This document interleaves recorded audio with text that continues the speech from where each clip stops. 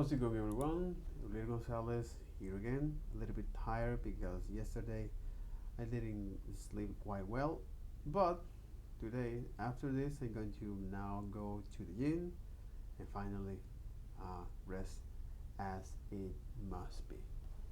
But today's video is the front end system design, a course taught by Yevni Rai, where the entire reason of looking at this is that you as a UI engineering specialist must understand is the fundamental of system design, and especially if you want to build large complex scale apps. So why this is important? Because now the systems or all of the technology and techniques that now are on the line on the UI has evolved, and with that, it's important to keep up the pace with that. So first thing first is to look at how now the browser works. So by looking at the core fundamental, which is what we're gonna do in today's video, and then a refresher of the DOM API. Understand now how can we apply these UI design patterns, like the observer API, for example, to come up and provide some complex UI interactions or these user interface or user interactions. How to can build is a virtual list as a way to now put a practice everything that we have learned so far.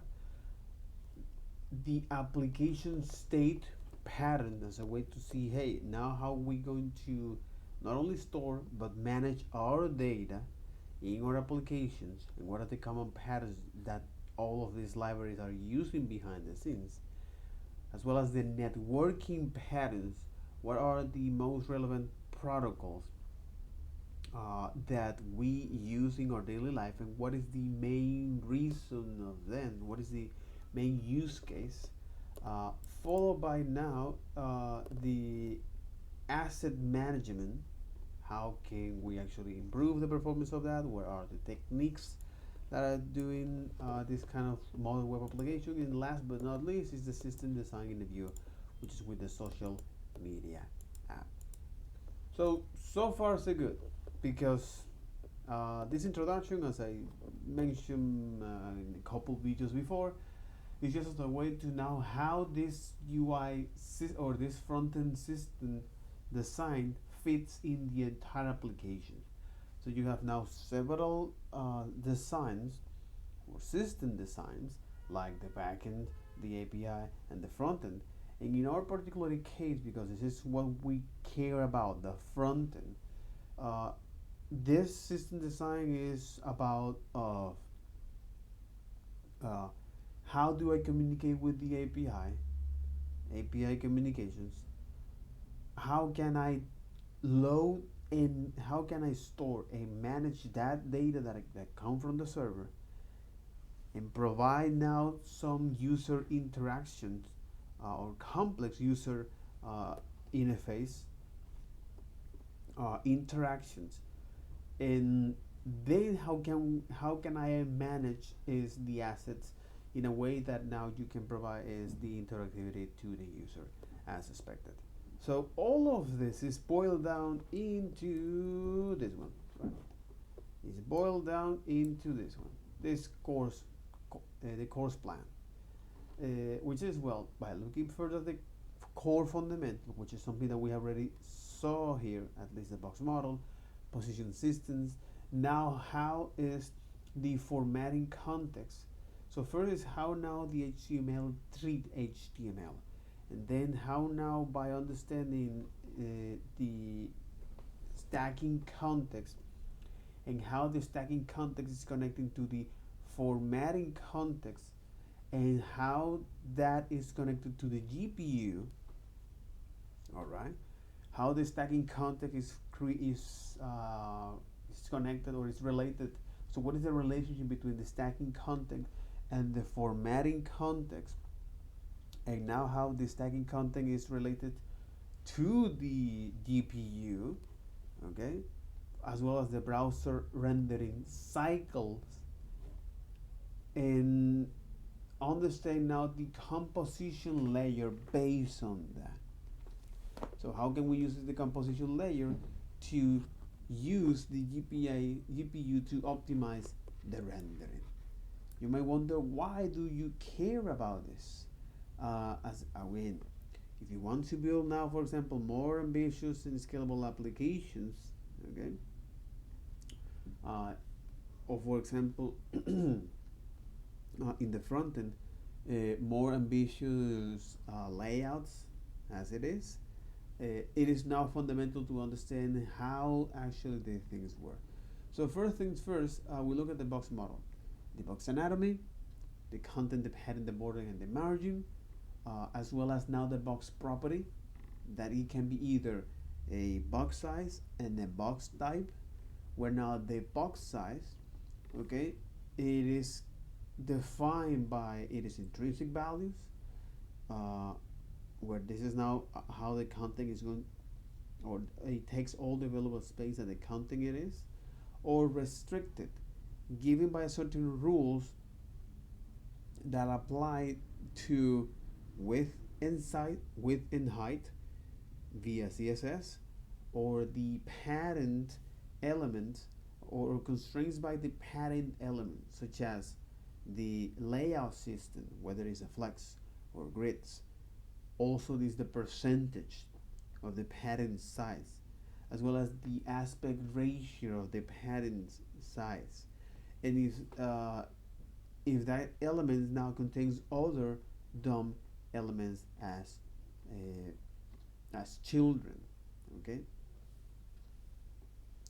So when it comes to look now at the box type, which is, it can be either, again, this is all about is how now the browser treats the HTML, okay, where in the box type you have now is the block, the anonymous, and the inline. We're not talking about the anonymous, but it's that exists. The block or the box type block here, right?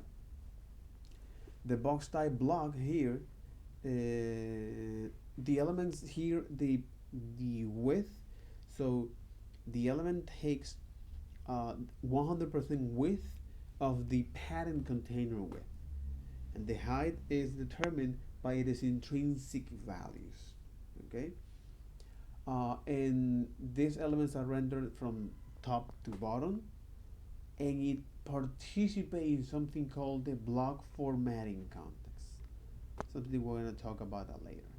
This is now describing is the anonymous, the mathematics of the block element as a way to calculate now in CSS using the box sizing of the content box, which is something that we previously do that.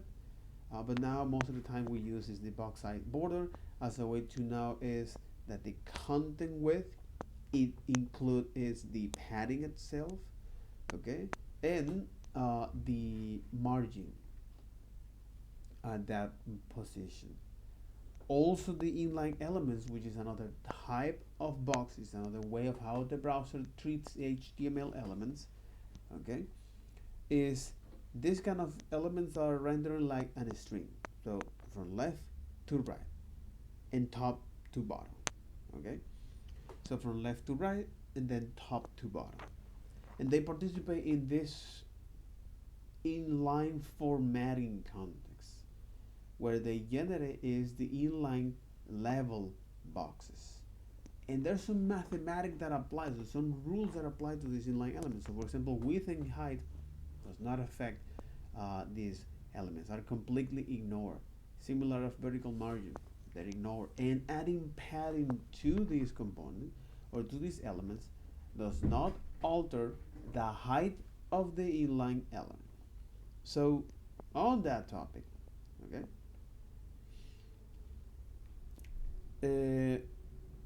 because so far we have talked about is context, block and inline formatting context.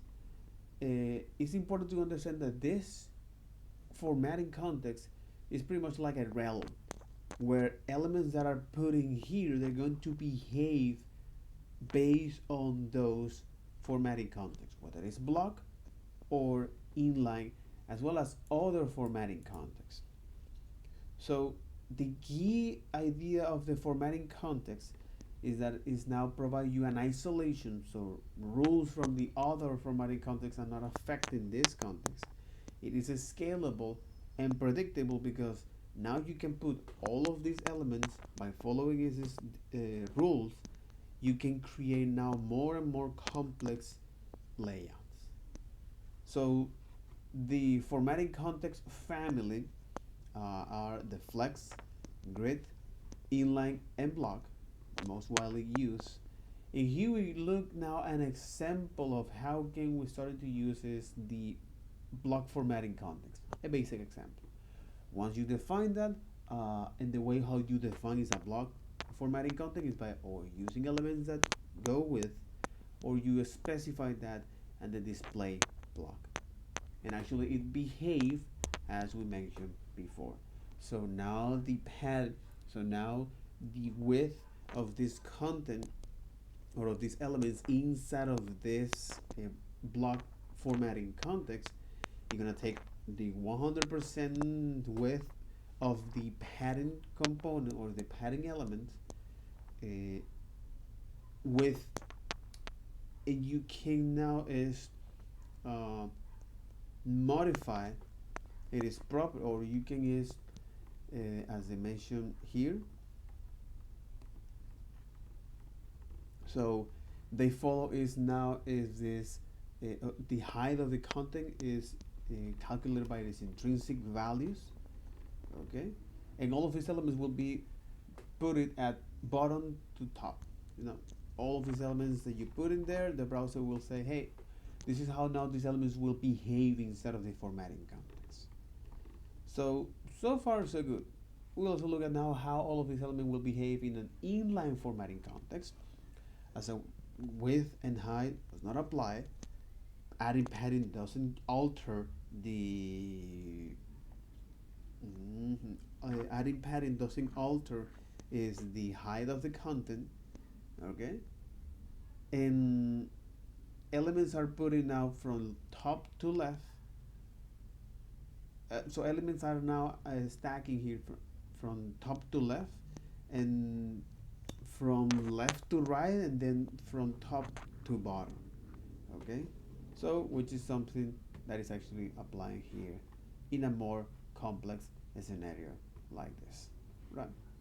So this is when we are starting to evaluate now what is doing the browser behind the scene, especially as you now describing way much more is how this formatting context, which is something that you can specify to the base using as a display property, okay, or by their inner type or the inner box type, okay, and that is, well, it can be block or inline most of the time.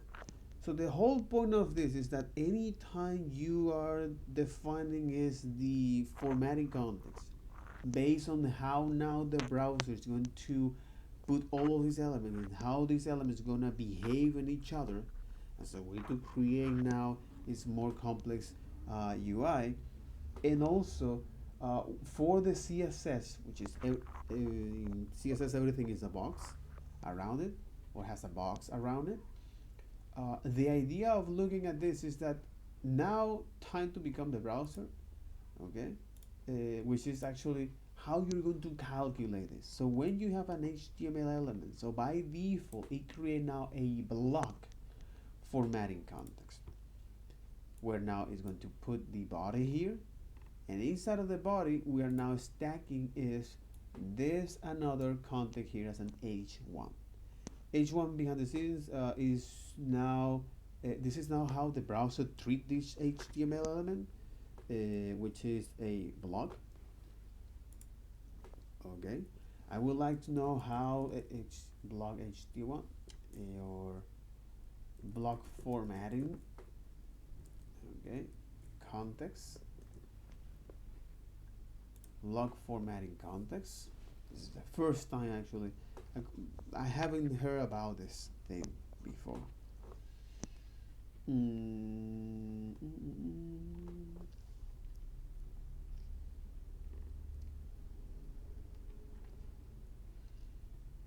Container internal float.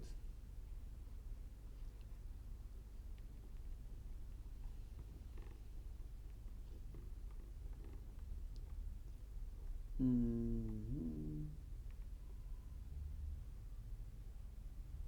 visual formatting model. That's quite interesting. It's not even CSS, but it's this visual formatting context.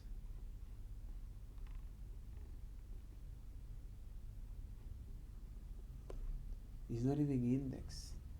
I love it. You gotta love it. It's not even indexes.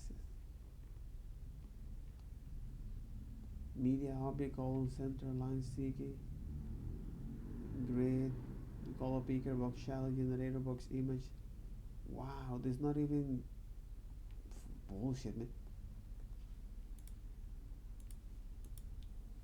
Wow, holy moly. For real? Reference. Visual formatting context. Describe how user agents or browser take the document tree and process and display it for visual media. This includes continuous media such as computer screen and page media such as book or document printed by browser print function. Most of the information applies equally to continuous and page media. In the visual formatting model, each element is in 0 or more boxes. The role of the viewport, box generation. CSS visual formatting that create boxes from the document's elements. Generated uh, generated boxes are different types. Initially defined CSS2, the display property is extended to the CSS display model level 3. CSS takes your source document and render it onto a canvas. To do this, generate immediate an intermediate structure, the box tree, which represents the formatting structure of the render tree document. Each box in the box tree represents its corresponding element or pseudo elements in the space of that.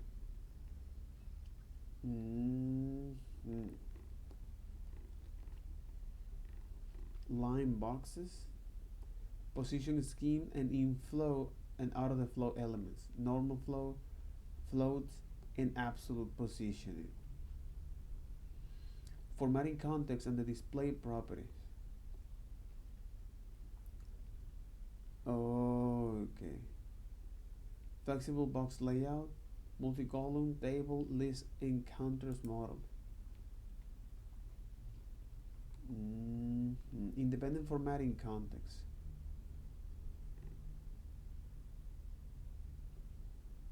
Blocks boxes. Formatting context and the display property. And there you got it. Formatting context and the display property. Boxes can be described and having an outer display type, which is block or inline. This outer display type referring how the box behave alongside other elements. However, the inner display type might be something like grid or flex, in which case the direct children will display as a grid or flex item. In such a case, elements described as creating a grid or a flex formatting context. Introduction to formatting context. You can either have block formatting context, BFS creation examples,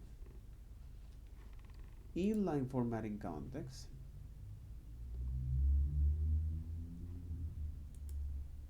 and other formatting context.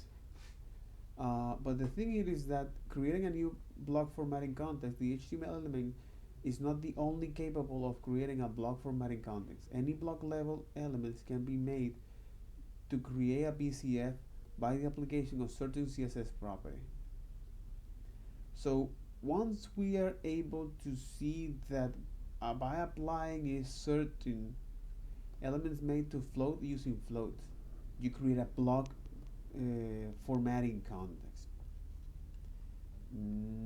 Element absolute positioning. You're creating a block formatting context. Element with display line block. Again, the same. But the idea of looking now at those and see how, for example, something that they don't mention here, but I think it is quite relevant to describe just a little bit, is to say, hey, since we are creating is a new block formatting context, an HTML element is not the only capable of creating a block formatting. Here are describing is those that are capable of creating that. Okay.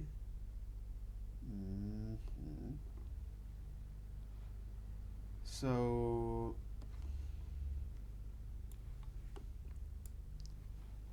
exactly, block elements, block level elements, or block level content. So this block level content, it doesn't describe that.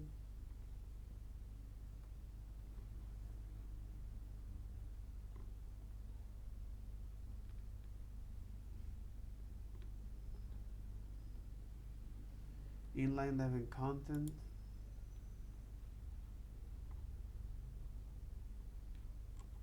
But it doesn't provide those elements. Block level content.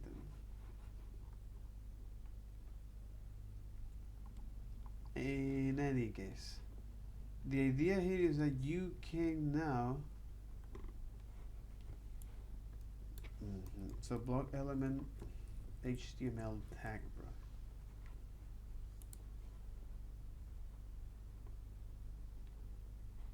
Here's our block level elements in HTML. That's quite interesting. That is not able to provide that MDN. Only this. Anyway, it's like anyway.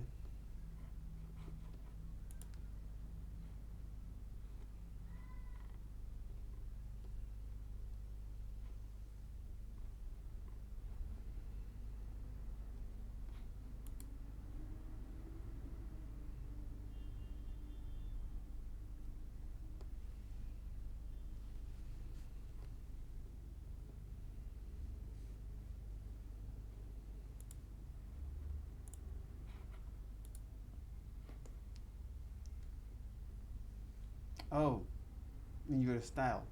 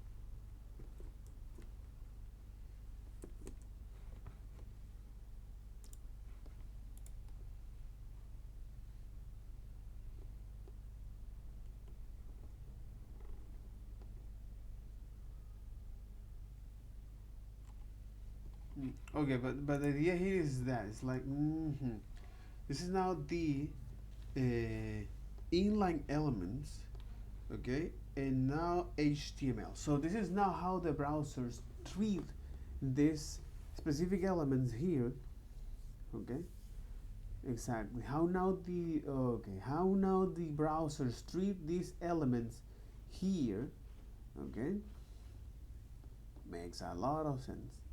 How now the browser treats these elements here, okay. Mm-hmm.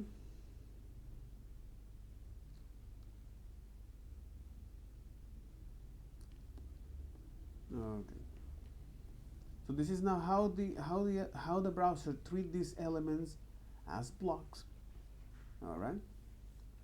Uh, Similar to the inline elements, how the browser now treat these particular elements as inline elements, which means that when you put this, the browser is going to create now this formatting context.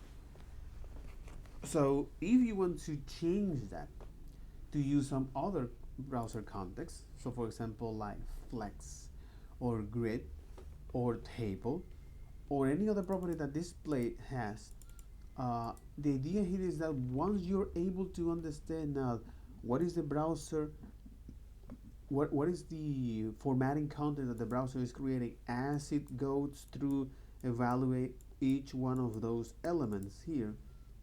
So here now we create these block elements to wrap all of this. The body now have inside of this is the h1, which is a block, the ul, which is a block, like so. I think it is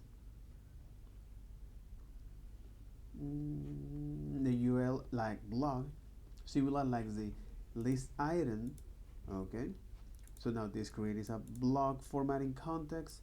Similar to this, create a new block formatting context that now wrap inside of this is the paragraph, which is an inline element, which is hey, now this will behave, and because we change this to inline block, now these elements will behave like inline formatting context, which means they're going to now appear as a string.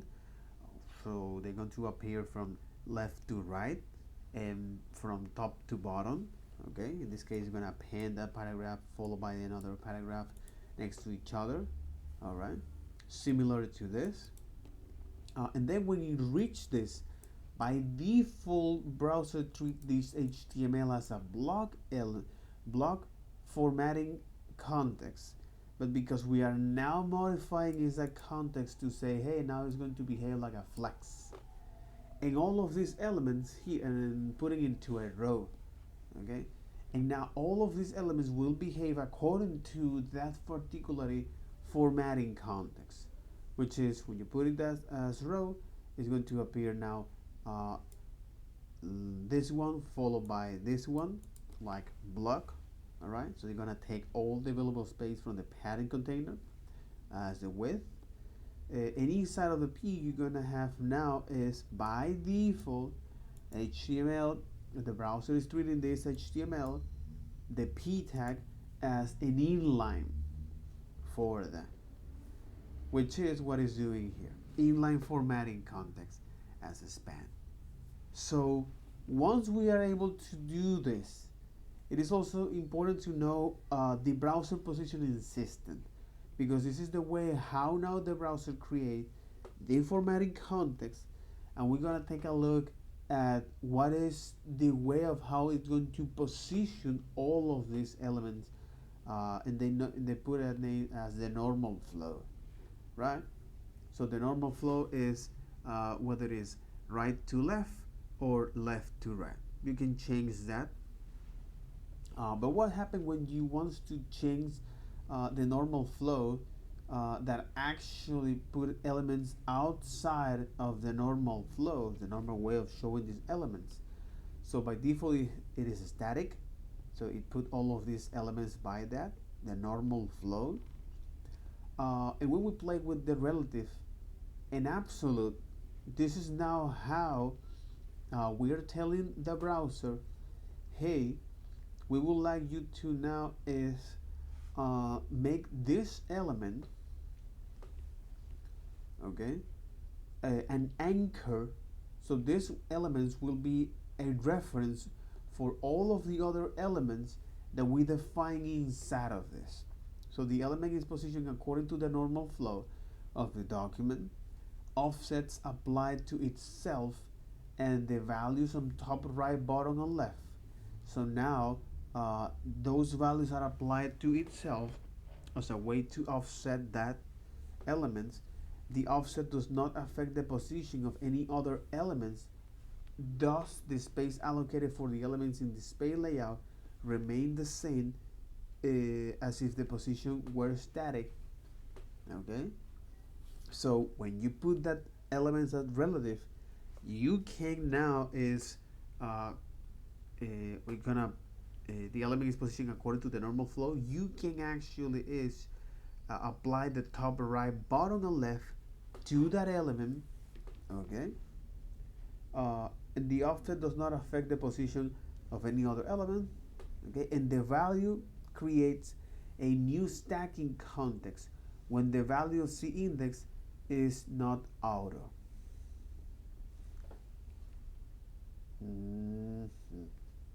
So you're creating is a new stacking context with the browser position relative if that is not author. If the C index is not author, which means that hey, now we are creating is a so now we're putting these elements out of the normal flow. So the question is that how the browser know how to position elements that are without breaking the layout or this outside of the normal flow. And is for that we need to take a look at a concept called containing block. That is the way of how now it anchor that stacking context based on that. So for example, in the position absolute, it's going to now point to or use that because the element is removed from the normal document flow. No space is reserved for the elements in the page layout. That's what happened when you put outside of that. It's like, hey, it doesn't put any element or doesn't put any space in the reserved space for the elements in the page layout. It is positioned relative to its closest position ancestor. If one exists, otherwise it is placed relative to the initial containing block.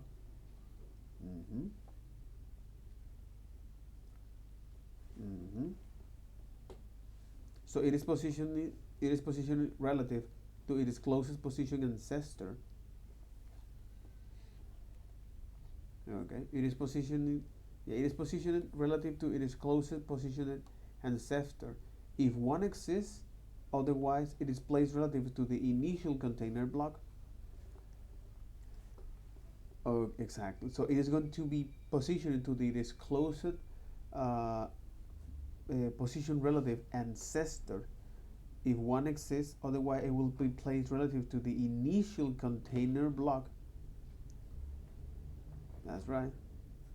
So if there is no position elements detect that, all right, then you're going to put at the initial containing block. Again, that's why now the browser positioning system is working as a way to now put a reference to elements that are out of the normal flow. And when the browser now do this, it creates a new stacking context, especially if you are now using a position relative and putting a C index for that. Similar for the position absolute. The position creates a new stacking context when C index value is not auto. Whether it's for position relative or whether for position relative or for position absolute, if you are now starting to stack then, or you are adding is now a C index, what happens is that the browser behind the scene as a way to now know how to position these elements on the screen, it will create now this stacking context. And that makes a lot of sense. So it's actually putting all of this stacking context as long as they change the C index, uh, which is something that is used behind the scenes, the browser, and I get it, something that the browser is using behind the scenes.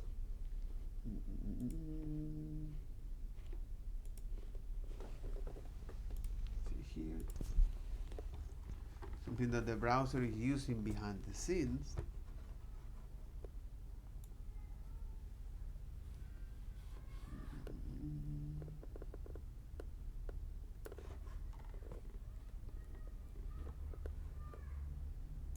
Like this. Something that the browser is using behind the scenes for that. So in this case,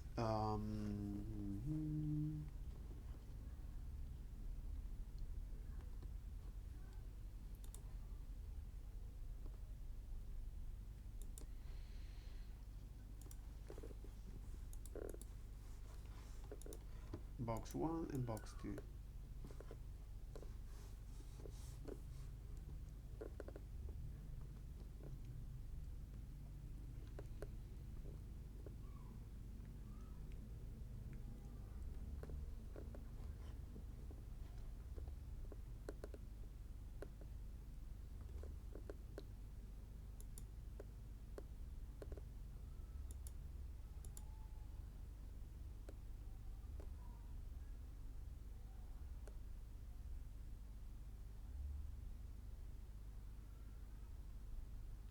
Exactly, it's creating is now a stacking context where not the red is going to be behind the blue.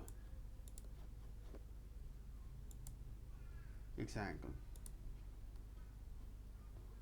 It's creating this stacking context.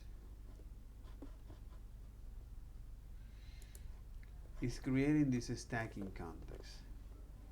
So the key summary here is that this stacking content is something that the browser use with the when it comes to position elements in the browser by using its relative and absolute, which now remove the ability to the items from the normal flow.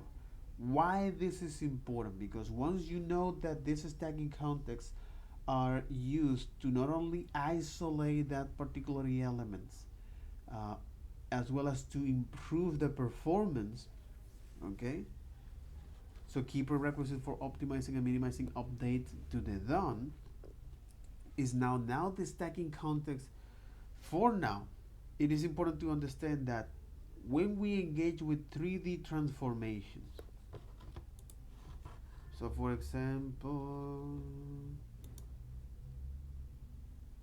exactly. So when we engage with 3D transformations, absolute positioning, or any action that move an element from the normal flow, we activate an additional axis as the stacking context or the C-axis. And the C-axis, you can think of this like a lot of this pancake that is stacking there. All right, this C-axis. So why does the browser need a stacking context? Well, as a way to now represent what are the elements that it's going to put in there, perform also optimizations, okay, and the elements removed from the normal flow are placed into a new stacking context, and modifications to every element with a separate stacking context do not impact any other element within the normal flow. All CSS transformations are GPU accelerated, which means that it's creating now, once you use this 3D transformation, it creates now a stacking context that the browser use the GPU to accelerate that. And browser doesn't need to recalculate the DOM tree when such operations are performed. This minimizes the reflow cycle. And you may wonder what in the F is the reflow cycling. Okay, That's what we're gonna see in today's video. Bear with me. So the browser compiles two trees. One is the DOM, which is basically the object representation. Okay, so the next topic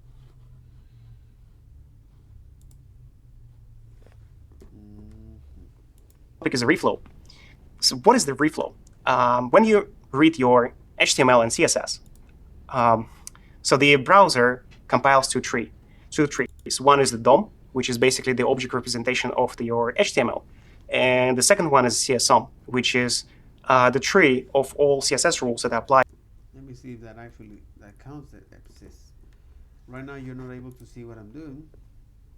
Okay. But you will see. Reflow. Okay. Reflow. MDN. Oh, that exists.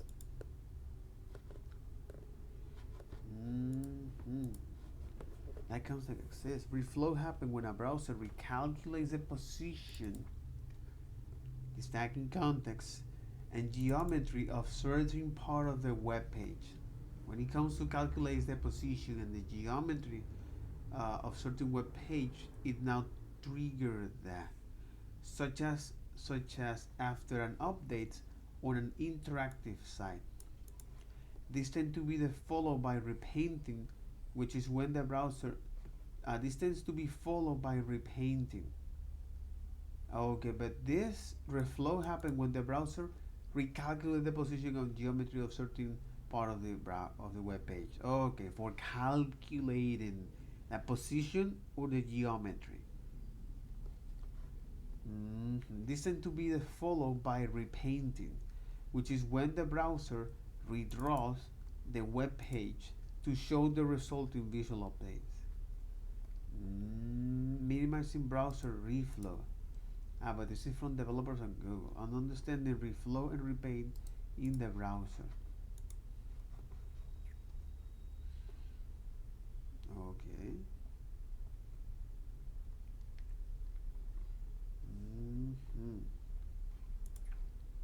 Gecko reflow visualization.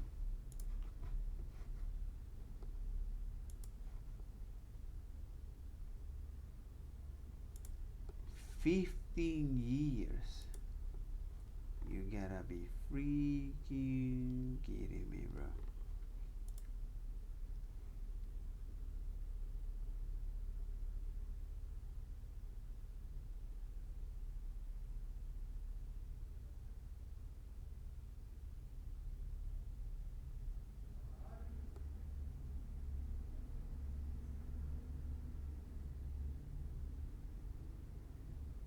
Gecko reflow visualization. Oh, Wikipedia.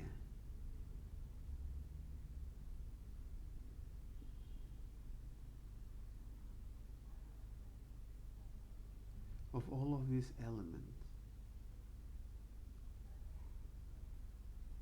Exactly, but it is calculated against the position and the geometry of the elements on the stream. Oh my god. The reflow.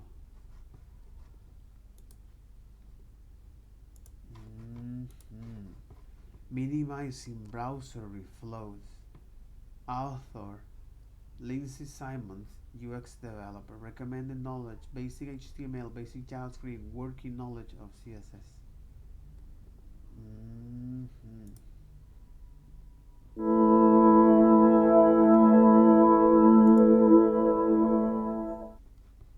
Hello, my name is Lindsay Simon. I'm a developer on the user experience team here at Google, and I work on the front end for Google App Engine. At Google, we care about speed, and one of the factors that influences speed is the rendering of your web page in a web browser. Why you don't blink, bro? Reflow is a process where the browser calculates the positions and geometries of all the elements. It's the process when the browser is calculating the position and the geometry In the document tree of all of the elements in the document tree for visual presentation. Reflow for visual presentation can be an expensive operation in the browser, requiring CPU. A change deep in the DOM tree also requires changes or may require changes all the way up through the parents of that. Requires changes or may require CPU. A change deep in the DOM tree.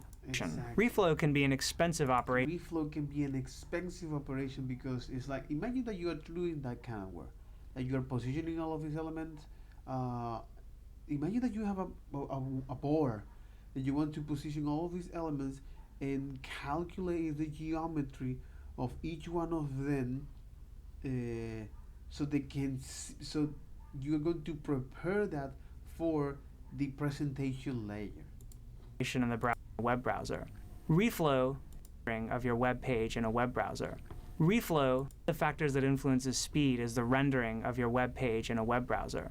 Reflow is a process where the browser calculates the positions and geometries of all the elements in the document tree for visual presentation. For visual presentation, which is the next layer, the next pipeline. Okay.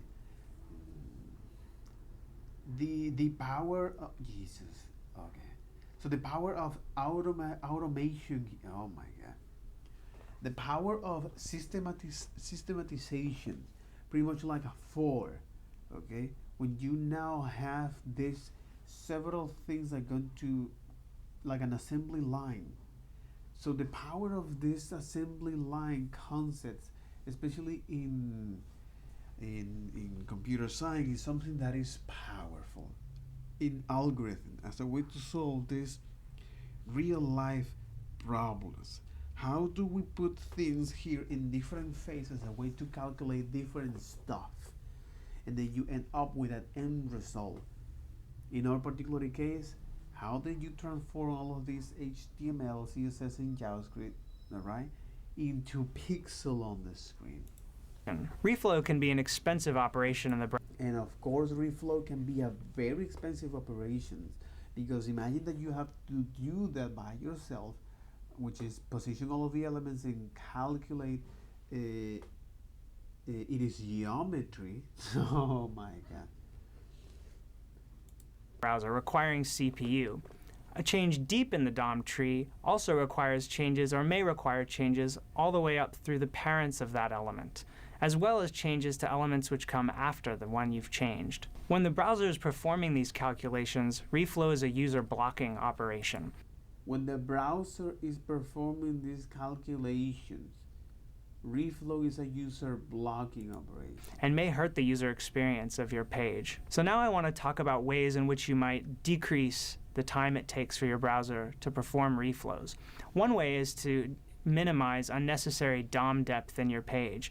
Every level of hierarchy that you add causes more time to be taken in order to perform reflow. Avoid using unnecessarily complex CSS selectors, descendant selectors particularly. These require more CPU power in order to do selector matching. In general, you want to trade smoothness for speed in your UI. You may want to make changes which make your browser feel like a 3D game, but sometimes it's better to make small changes which have the same effect on your user. Continue to delight them, but don't disappoint them. Stay fast. Minimizing browser reflow is one way to speed up your page, but there are many others. That's not the whole story. Go to code.google.com/speed for more.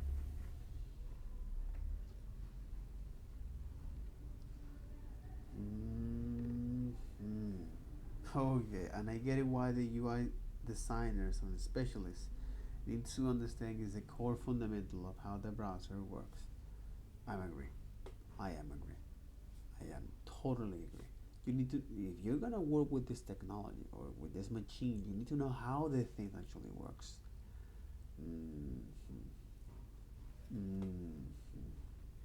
So Reflow is the name of the web process, of the web browser process for recalculating the positions and geometry of elements in the document for the purpose of re-rendering part of all of the document.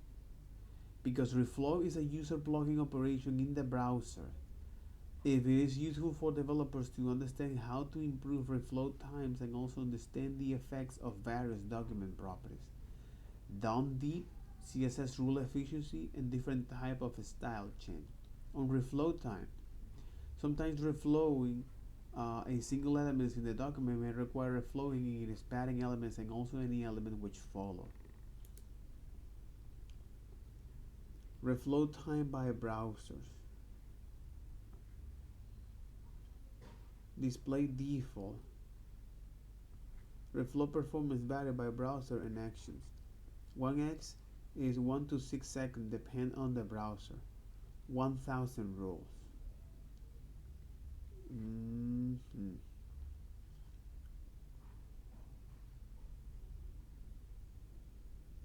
Font size in Chrome.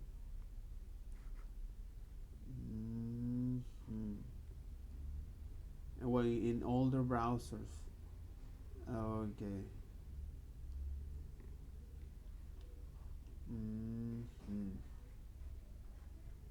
Interesting. Very interesting. Okay. So let's keep moving, man. Let's keep moving.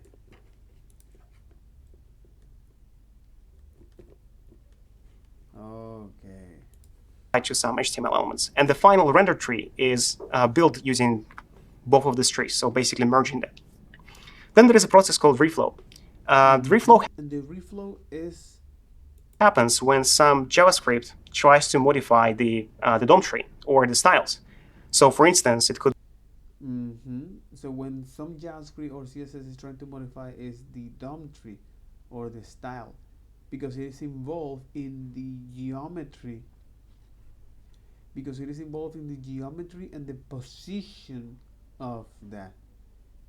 So you have the load more button, and then you render more cards on your list. Or it's also could be when you're rendering your React app. So you first load your index.html, then you provide a container where React should work, and it do the modification to the DOM via DOM API. So there are, the reflow process is multi-step pipeline. First, are you gonna say that? The process is multi-step container where React should work, and it do the modification to the DOM via DOM API. So there are the reflow process is multi-step pipeline. First, it kicks off the. It's usually kicked off by JavaScript. Then, when we apply the DOM modification, the browser needs to recalculate the DOM and CSOM subtree. So it compiles all your style selectors, then rebuilds the DOM and CSOM tree. Then once it's ready, the browser needs to recalculate the positions and the HTML properties. So it's a layout phase. So the style and layout phase are very CPU bound. This means that if we trigger reflow too much, we can block the render thread. Once everything is ready, and now we need to draw the bitmap on the screen, the GPU is used, which is the paint phase. So the paint phase is basically drawing the pixels on your monitor. So it involves the GPU, and it's separated from the CPU. So this means that it doesn't block the rendering thread, and it's pretty fast because GPU is very good at drawing pixels on the screen. And then there is a composite phase. The composite phase is the last phase when you have multiple layers on your screen. So the composite phase just arrange them in the right order to make sure that everything is displayed correctly.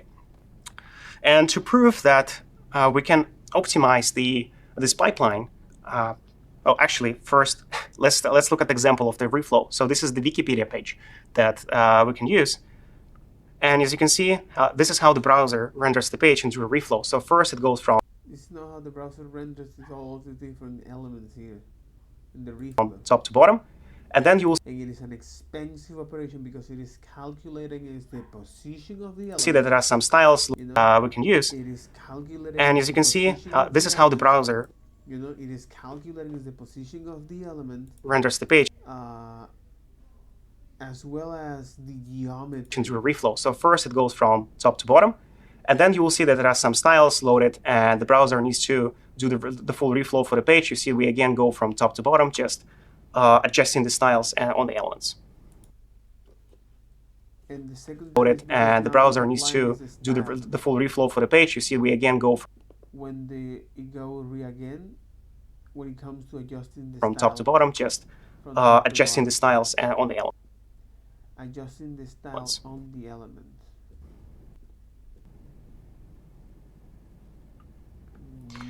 So let's have a quick example of the non-optimized pipeline where we utilize the style, layout, paint, and composite phase, and optimized pipeline. So we need to open the code sandbox example. So right now we're rendering 2,000 rectangles on the screen. And the idea is right now the page is using optimized pipeline, so we mostly utilize the GPU. And as you can see, there is no lag on the screen, so we are getting our 60 FPS, and we can measure the performance by going to the performance tab. And now we can try to see how much CPU is loaded. So we can run the quick snapshot, and that should be enough. So if we look at the CPU here, so we utilize 0% of CPU. So it basically, it's a flat line. But we can switch this to the non-optimized pipeline. So let's try to run the snapshot now. And you see the buffer is filled in 3 seconds. See, now the CPU is loaded. And the thing is, this Mac is 16 cores, but you don't have the 16 cores M2. So let's try to run. The idea is right now the page is using optimized pipeline, so we mostly utilize the GPU. And as you can see, there is no lag on the screen, so we are getting our 60 FPS, and we can measure the performance by going to the performance tab. And now we can try to see how much CPU is loaded. So we can run the quick snapshot, and that should be enough. So if we look at the CPU here, so we utilize 0% of CPU. So it basically, it's a flat line. But we can switch this to the non-optimized pipeline. So let's try to run the snapshot now. And you see the buffer is filled in 3 seconds. See, now the CPU is loaded. And the thing is, this Mac is 16 cores, but you don't have the 16 cores M2 Max on every device. And if we throttle the CPU here, you will see that CPU will work hard just to move this 2,000 rectangles. The difference in the pipeline, sometimes and the code difference is very small. So if you look how everything is built, is just 2 lines. If we apply the margin top property in animation, then what the browser does, it needs to recalculate the position of every element, like of all 2,000 rectangles, to render the frame. While we apply the translate Y function, it only moves the pixels. It basically draws, it uses only the GPU just to draw a new pixel set, because the CSS transformation, they do not utilize CPU.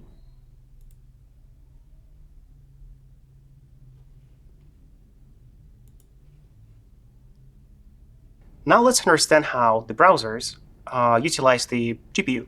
So the old browsers used only the CPU to render the page, but the new browsers use CPU and GPU together in parallel to optimize the rendering. And let's now understand how the GPU is used by the browser. So we render 4 boxes here. Each box is absolutely positioned and slightly moved on top of each other. So, and here is our HTML tree. So apparently, for the browser to optimize the HTML for the GPU rendering, it needs to have some kind of rendering tree representation, which is GPU aware. So the browser constructs the render object tree. So where for each DOM element, we create a new render object. And as you can see, it's just one-to-one copy. But OK, so the next topic angles on the screen. And the idea is right now the page is using optimized pipeline, so we mostly utilize the GPU. And as you can see, there is no lag on the screen, so we are getting our 60 FPS, and we can measure the performance by going to the performance tab. And now we can try to see how much CPU is loaded. So we can run the quick snapshot, and that should be enough. So if we look at the CPU here, so we utilize 0. Exactly. If we can look at that, we are using a 0.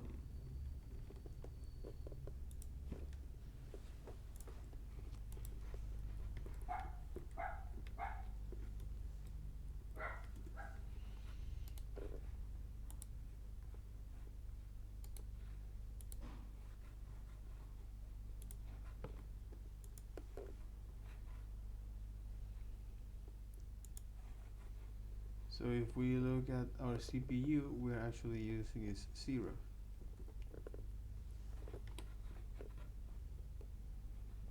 Almost none. But if we change to the layer pane composite,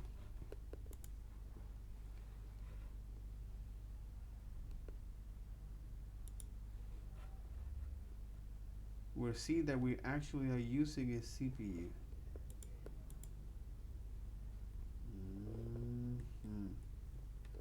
The question is that we are now using is the layer pane composite. percent of CPU. So it basically, it's a flat line. But we can switch we can switch this to the non-optimized pipeline. Exactly. So let's try to run the snapshot now. And you see the The non-optimizing layer is that layer pane composite that actually change the geometry buffer of that. And if you change the geometry or the position of those elements,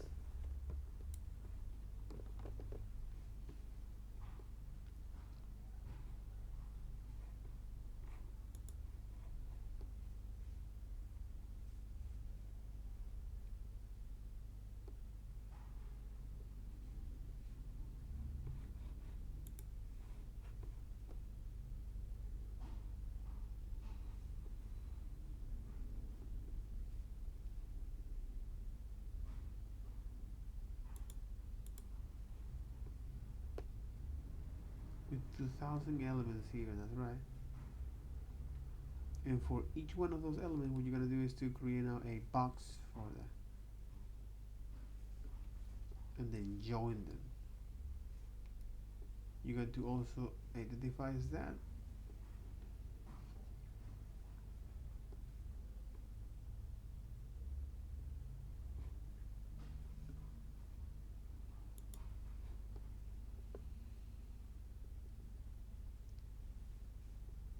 Position relative.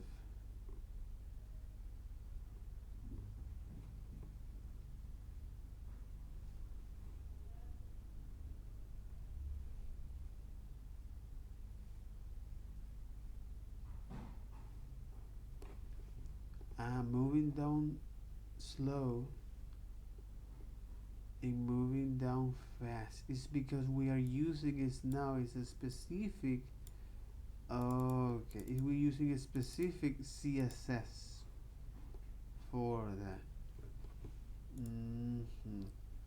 Add the class slow or add the class fast.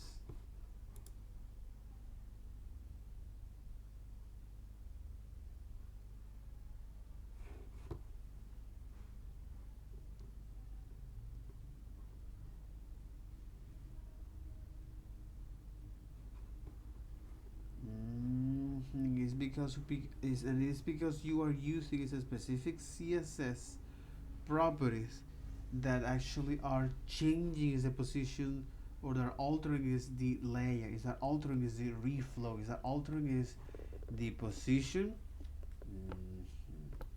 is that altering is the position or the geometry of those elements. In this case, they're altering is the position of that and the geometry of those elements. And here what it's doing is now is CPU intense task, where now with transform is now using is GPU intense task. is complete is filled in 3 seconds. Okay.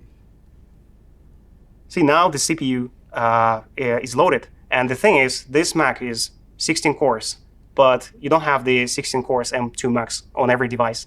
And if we throttle the CPU here, you will see that CPU will work hard just to move these 2000 rectangles. The difference in the pipeline, sometimes in the and the code difference is very small. So if you look how everything is built, is just 2 lines. If we apply the margin top property in animation, then what the browser does, it needs to recalculate the position of every element, like of all 2000 exactly. You need to calculate the position of all rectangles to render the frame, while we apply the translate Y, which is now creating is a stacking context function. It only moves the pixels. It basically draws. Exactly. It's only moving the pixels. It's used only the GPU just to draw a new pixel set, because the CSS transformation, they do not utilize CPU.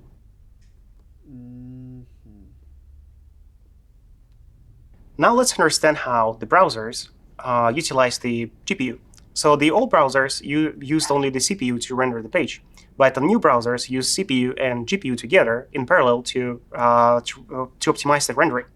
And let's now understand how the GPU is used by the browser. So we render 4 boxes here. Each box is absolutely positioned and slightly moved on top of each other. So, and here is our HTML tree. So apparently, for the browser to optimize the HTML for the GPU rendering, it needs to have some kind of rendering tree representation, which is GPU aware. So the browser constructs the render object tree.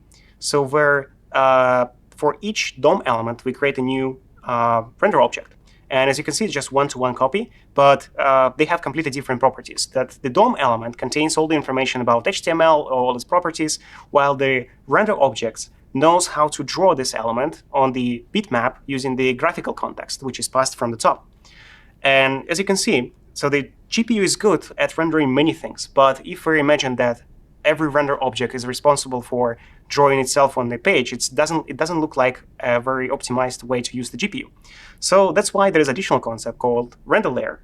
So the render layer is constructed when we actually use the position relative or absolute. So when we move elements to the stacking context. So basically create a new layer. Also, it's so when you move elements from the normal flow out of that using the C index for relative or absolute or transform, you are now creating a stacking context.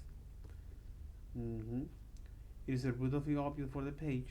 It is transparent, has CSS filter, and corresponds to canvas element that has 3D WebLG context or an accelerated 2D context. Constructed when we for the root element, so we always need to have a root layer where we render the things. And when we utilize some accelerated context like canvas or CSS filters. And let's try to construct a render layer. So if we take the first HTML render object, we'll see that it's because it's a root element, the first root render layer will be constructed. But then we have the body and the main tag. Because the body and the main doesn't have any special properties, these rendering objects will be assigned to the root render layer. And now let's move on to this for diffs element. So because each of this div element is positioned absolutely, this means that we need to promote these objects to separate render layers. So that's why we created a new for rendering layers. And also these rendering layers will be applied to the root render layer. So each render layer kind of has a children property, and it stores the render layer as a linked list in the stack order.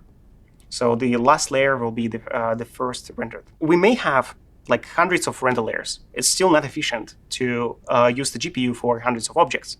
So, and remember, the GPU is good at rendering many things. So how does the browser go about that? Apparently, there is an additional layer called graphic layer, which is constructed when we use some 3D acceleration. So the graphic layer is constructed when the render layer has 3D or property transform CSS property. Layer is used by video, canvas. Layer uses CSS animation for its opacity. In animated WebKit transform, and layer uses accelerated CSS filter, composing layers. It has a sibling with a lower C index, which has composing layer. In other words, the layer overlaps of a composing layer. So it can be perspective change, or we use some video element where we need decoding from the GPU. So, and if we try to construct a graphic layer for that, so first we'll start with a root render layer. Because it's created by HTML element, we initiate the first graphic layer. We need to have at least one when we load the page. So for the rest of the rendering layers, because they do not utilize any 3D acceleration, we don't actually need additional rendering layer. That's why all this rendering layer will be applied to the one graphic layer. So now we have our graphic layer that has the graphic context and knows how to draw the rendering layer. And now we have the full cycle of how browser renders things. But let's run a quick demo to see how this actually works. So if we open the following CodePen and open the debug mode, now we need to transition to the layers tab. So we will see that a single graphic layer right now is created, and it utilizes 8.7 megabytes of the GPU memory. So what the key thing about graphic layers, we can utilize the graphic layers to optimize certain part of the app. So for instance, you could have the widget that relies on very advanced animations. Then you can say, hey, browser, I want this on a separate graphic layer, so you can optimize this widget, and I can see my snappy animation 120 FPS. But the thing about the graphic layer is it utilizes the CPU and the GPU RAM. So every time we create a new graphic layer, we actually take a hit on the browser resources. And it's very easy to prove by applying the styles to the box. And let's promote each box to a separate graphic layer. So let's say the separate graphic layer is by, say, transition, right? we can apply 3D transformation. And if we go back to the layers tab, now we are applying, we'll see now that we have 5 graphic layers in total. And the first one still utilizes 8.7 megabytes, but each newly created one utilizes more than half megabyte of the virtual memory. And the problem of that is, imagine you have a list with hundreds of elements inside, and you decided to promote these elements to the graphic layer. This means that you immediately consume around maybe 100 megabytes of the GPU memory. And GPU memory is not just used for the browser and rendering the page, it's used for the system. And your application may become unresponsive because the system will have to utilize the additional swap cache. And when we use the swap, then we get the unresponsiveness of the app. So the summary for the graphic layers, it's a very powerful thing to utilize when you build your complex apps, but you need to make sure that you utilize it right, because it uses the VRAM and also the CPU. So instead of optimizing the app, you may end up de-optimizing your application. Is there any good rule of thumb for avoiding CPU-bound operations in CSS? There is a website called What Triggers CSS or something. So you can actually see what is the pipeline will be triggered by changing the certain CSS properties. You just need to make sure. So it's always the rule of thumb, try and minimize any reflow. Always try to change the properties that do not trigger the full pipeline. So this is the rule of thumb. Exactly. Always trigger property that doesn't, or use property that doesn't trigger the full pipeline.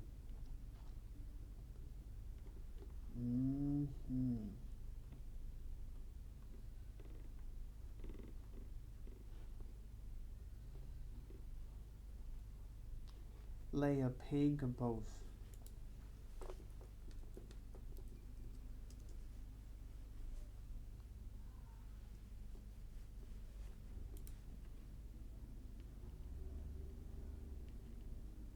Geometry change.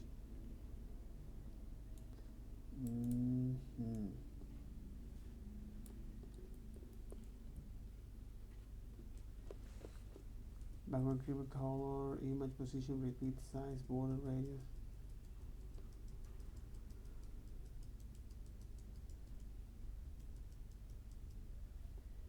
Everything else, change that.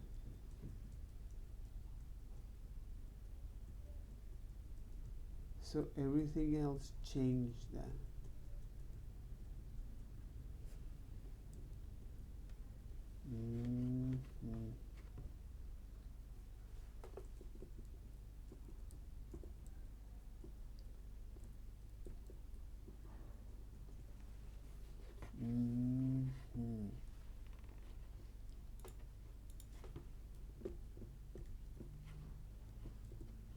Okay.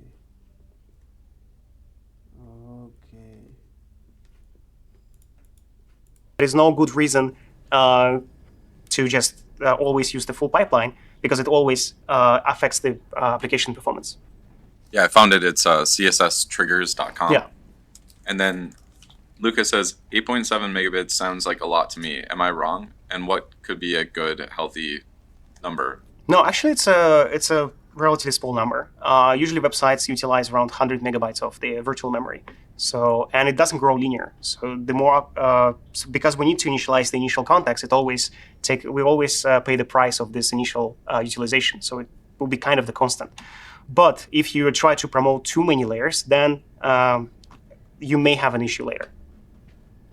Yeah, I think there's a tweet on a about front-end masters that they were watching a course and taking notes and doing all these things, on our website, and it was taking like 1/10 the resources as another just marketing page that was just trying to show a couple like animations or whatever, and how like absurd it is how people can like abuse the CSS engine or just JavaScript in general, having so much on the page and things shifting around, like how much that bloats up the browser. So it may impact the performance significantly. So for instance, if you have lists of items and each item will be promoted to the graphic layer, then I think it will take around 200 megabytes of memory easily. And we need to remember that the web now is consumed mostly by mobile devices. And when we have the mobile device, we don't have such benefit. We don't have RTX 4090 everywhere. And that's why we need to be aware of the layers that we're utilizing in our app. Just make sure that you use them wisely. So for instance, if you have high interactivity widget that using some nice animation, you can promote this to the separate layer. But if you have a static page and you just promote every element to the graphic layer, then it's where we can get an issue.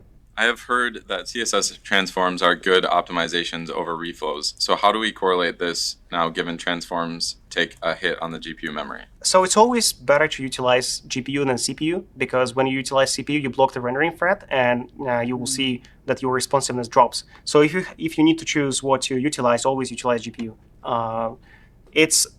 You need to put a lot of effort to make sure that your app is unresponsive because of GPU. But it's very easy to make a few mistakes and then get a frame drop when you utilize the CPU. So now let's become a browser, part 2. So now we are slightly complicate the exercise. We are going to build all the formatting context. Also, we are going to detect all the elements outside of normal flow. And we're also going to build stacking context, DOM, rendering object tree, render layer tree, and the graphic layer tree. So we can see how everything works together. The HTML is pretty simple, and we're going to render it line by line. So let's start with step 1. So we initialize so we render the HTML element.